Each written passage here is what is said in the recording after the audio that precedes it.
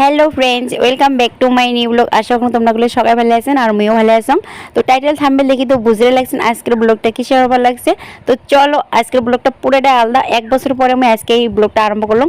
তো চলে আসলাম আমার দোকানত, একবার টোটো দিয়ে আসে আমি দোকানের সামনেতে নামছাম। তো এটা আমার বাবা, আর মানে মুই একটা ভিডিও করে লাগছিলাম, সবাই কাকাগুলো হাসি লাগছে।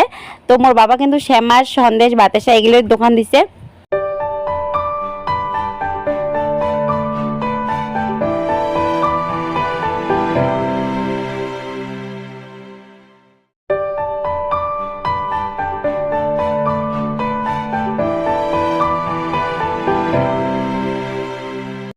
তো ফ্রেন্ডস, মুই আসলাম অঞ্জলি দিবে, আর দেখো কত ভিড় পড়ছে। অঞ্জলি যে কখন হবে আজকে মুই নিজে জানো না।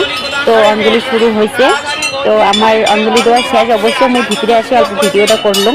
তো এলাম মুই বাবার চরণের অল্প ফুল নিবের জন্য আসলাম এটি।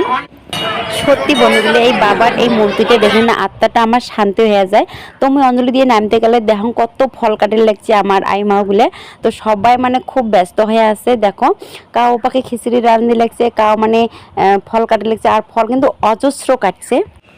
আর এটি হবার লাগছে ওজন, মানে মানে বাচ্চার ওজন বা যার যেমন মানসিক থাকে, বড় মানুষের কি ছোট মানুষকে সবাই ওজন দেয়। তো 2 বছর মোর বেটির জন্য মানসিক আছে ওজনের ফল, তো আমরা দিছিলাম। তো এবার দেনি, এবার এমনি ফলমূল দিছি বাবাক।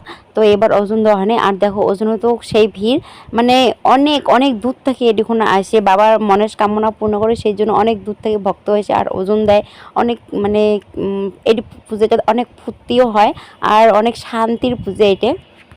তো আমরা এলা আসলাম হোটেলে খাবার জন্য, আর হোটেলে তো দেখো এত ভিড় পড়ছে, মানে খুব ভিড়। তো দেখি কখন খাই। তো ফ্রেন্ডস দেখি রে বাবা লাগছে এত লাল কাল হয়ে গেছে।